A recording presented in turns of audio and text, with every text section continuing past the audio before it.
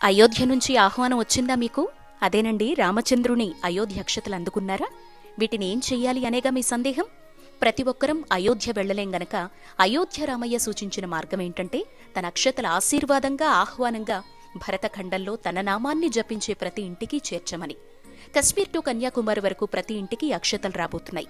ఈ అక్షతలు మన పూజా మందిరంలో జనవరి 22 సాయంత్రం అంటే రామ విగ్రహ ప్రతిష్టాపన వరకు ఉంచి పూజించుకోవాలి. ప్రతిరోజు ఇంట్లో దీపారాధన చేసుకుని శ్రీరామ జయరామ జయ జయ రామ అనేటువంటి తారక మంత్రాన్ని రోజుకి 108 సార్లు పఠించాలి. జనవరి 22న విగ్రహ ప్రతిష్టాపన అనంతరం ఇంట్లో అంతా తలపై చల్లుకొని ఇంకా మిగిలితే రామ ప్రసాదంగా భద్రపరుచుకోవచ్చు. అక్షతలు రానివారు చింతించకండి.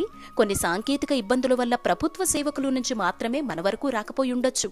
కానీ రామ ప్రియ సేవకుడు హనుమాన్ ద్వారా తన ప్రియ భక్తులెవరో రామయ్యకు తెలియదంటారా?